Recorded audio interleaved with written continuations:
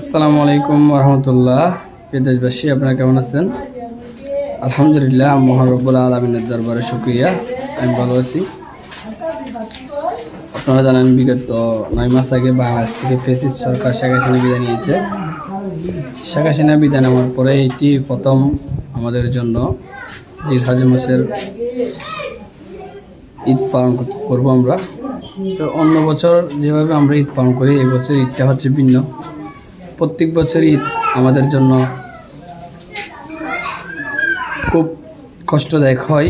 যেমন গরু কেনার থেকে শুরু করে ঈদ পালন করা পর্যন্ত, আমরা ঈদের নামাজ পড়তে যাই, তখনই প্রশাসন আমাদেরকে ঘিরে রাখে, প্রশাসন আমাদেরকে অ্যারেস্ট করার জন্য রেডি থাকে।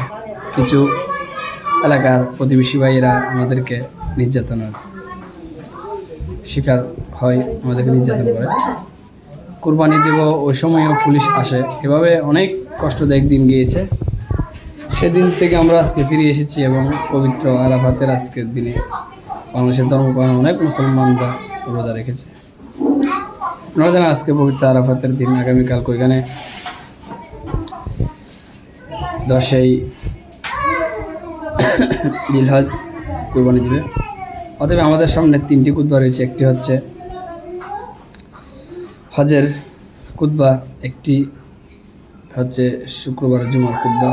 আগামীকাল বৃহস্পতিবার হজের খুতবা হবে, শুক্রবার জুমার খুতবা হবে, শনিবার পবিত্র ঈদুল আজহারের খুতবা হবে। 3টি খুতবা আমরা পেয়েছি। সেই মহান রব্বুল আলামিনের দরবারে শুকরিয়া। এখন এই কথাটি বলতেছি কি জন্য আপনাদেরকে বলার একটি মাত্র কারণ, আমরা মুসলিম হিসেবে এই দিনগুলি আমরা পেয়ে হারিয়ে ফেলতেছি। কারণ আমাদের থেকে এই সময়গুলো চলে যাচ্ছে। সামনে এরকম সময় আমরা পাবো কিনা জানি না। সেজন্য আমাদের এই সময়গুলো আমাদেরকে আল্লাহর সিয়ামে এবং আল্লাহর ইবাদতেই আমাদের কাটিয়ে দিতে হবে। অন্যথা আমরা এই সময়গুলো আর পরকালে পাবো না। আমরা অনেক ভাগ্যবান যে রাসূল পাক সাল্লাল্লাহু আলাইহি সাল্লামের উম্মত হয়ে দুনিয়াতে এসেছি। যদি রাসূল পাক সাল্লাল্লাহু আলাইহি সাল্লামের উম্মত যদি আমরা না হতাম, মুসলিম যদি না হতাম, অন্য ধর্মীয় লোক যদি হতাম, তাহলে দেখা যেত অনেক ধর্মীয় ব্যক্তিরা তারা প্রস্রাব খায় আর আমরা গরুর মাংস খাই মুসলিম হওয়ার সুবাদে। সেক্ষেত্রে আমরা ভাগ্যবান। আমরা রাসূল পাক সাল্লাল্লাহু আলাইহি সাল্লাম উম্মত এবং আল্লাহ রাসূলের উম্মত হয়ে আমরা পরকালে হাশরের ময়দানে উঠব। এই সবাইকে ধন্যবাদ সাথে থাকার জন্য।